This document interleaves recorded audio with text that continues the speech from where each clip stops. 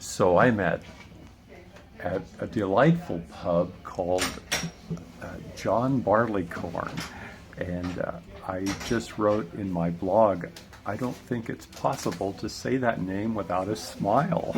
I just love it. And here I am with Dave and Lynne, Lynn, is that correct? Pardon? Lynne. Lynne. And they had the boldness to say hello to me this evening, and so this is what they get, an interview.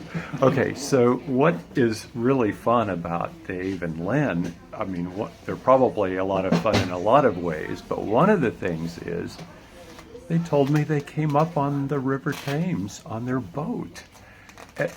So I'm a little speechless. Would you tell me more of what that's about? Our friends have a boat moored at a place called Wargrave, which is above Henley, the Henley town, which is where they do all the rowing. And they have the Henley Regatta. And we've been friends with Maureen and Keith for quite some years now. And every so often we come up and crew the boat for them. And they give us a week away, and we go upriver or downriver. We may go through London and out to Rochester and back. So it's been really nice. You know, they're good friends, and it's just so beautiful on the river to be able to go up and down. And I just love the countryside and the river, and you've got both together. So, yeah. Well, it sounds so enchanting, and so do you stay overnight on the boat, or is this? Yep. Oh. Yeah. We join them on Sunday, and we will be with them, and we usually move on each day to a different area, and then we return home. We get back to their mooring in Wargrave on Friday. So we stay, we eat, we sleep, we shower and everything. It's just like a home for us for the next few days. And that's the boat. Okay, let's see if I can get that. Yes, it's coming in. That's a great boat. Yeah, it's got everything on it. And it's enough for four? Yeah. They've got there's a stern car, an aft cabin, and we've got a cabin in the bow. And it's fantastic, isn't it? It's beautiful. Would you accept a hitchhiker? So we're off to Days Lock tomorrow. Yeah. Oh, this sounds really fun. It is. It's beautiful. So. So what are some of the sights that you've seen? I want to come back to that one site that you described a little bit ago, but more of the other naturistic sites that you see along the way. Well, obviously, there's a lot of fields, a lot of cattle. You've got your traditional swans, the ducks. To me, it's just so peaceful. Yeah, llamas. We've got llamas on the way up. We saw there's a farm there. We've got llamas, and I don't know. It's just the peacefulness of it and the slow speed. You can only go at 4 point something miles an hour or whatever it is. Knots. So knots, and it's just a slow pace of life, and and they're lovely people. We've always said everyone waves to you like this on the river, but they wave to you differently when you get on the motorway. They do. They wave different. Yeah, not the nicest way. No, it isn't. But on the river, it commands a different response. For some reason, you have to rave at another boat, but cars only wave to you when you've done something wrong. Yeah. Lynne, for you, what do you find most attractive about I think it's the slower pace of life, and I suppose maybe all you can do is be on the boat, so you don't kind of get distractions. I've got to do this, or I've got to do that, or I've got to go here, or I've got to go there.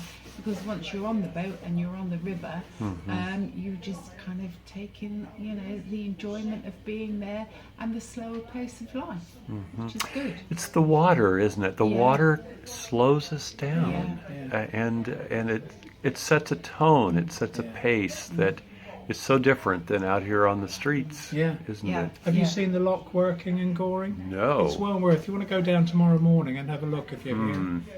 Okay. It's 9 o'clock. 9 o'clock when they actually start the lock, and it's on all day. So when a boat, because if you imagine the river is like a set of steps, it's all on different levels. If you didn't have the locks, the river wouldn't have any depth. So what they do, they withhold the water with weirs. So you come up to a lock, and we're going upriver, so we will go, the gates will open at the bottom of the lock, and you go into the lock, and then the gates will close behind you, and then the water is let in through some sluices in the front gates, or the head gates, and it raises the level to the level of the top gates. So then the top gates open, and you then go out. And if there's another boat coming down, they do the reverse. So it's like going up a step all the way. So all the way bigger and bigger, and it goes right down to London. It's filled by all the water from the hillsides and whatever. I mean, it amazes me the amount of water that's continually there. You know, it's fantastic. So, yeah. So, Lynn, what did you do, or what do you do outside of enjoying the relaxing? Well, both Dave and I are retired. We both retired, me 5 years ago, Dave 4 years ago. And we're very fortunate that we have things that we do. Dave restores old motorbikes. Yeah. Antiques. Yeah. He's got one that's 1931. And I swim and I walk. We do things together, but we do things independently as well. And we try and have some nice holidays and just enjoy our retirement. You know. You retired from what? From work. I was working in HR. For a big company. NHR, Human Resources. Yeah. I call it human remains. But they were one of the biggest shipbuilders. Oh. They built warships. Oh, wow. So you have battle scars from that kind of profession, don't you? She was a welder. Yeah, right, a welder of humans. Yeah, that's right, yeah. And Dave was a blacksmith. Yeah, village blacksmith. Yeah, should have paid attention at school, but you know. You did better than pay attention. Well, you know, I didn't want to retire, to be honest with you. I loved it, absolutely loved it. Village blacksmith. I still used the fire. Everything was done with a red hot piece of metal, and I repaired farm machinery, and it was. I come from a farming family, and it was a way of life, to be honest with you. I miss it, to be honest with you, and I think that's why I still do the motorcycles now, because it still gives me part of the skills that I learnt to still be able to make things. But I miss the customers and the contact and the friendship and everybody. He has to put up with me all the time. Yeah. Now. You see, that's what it is. Yeah, we do enjoy it, as I say. It's fantastic. I'm really. from a farm and ranch family in Nebraska. Right. Yeah. And you know, my dad would often take, you know, the different parts to be repaired and be re-welded, and it's a valuable service for agriculture to do that. Well, I think we were always able to.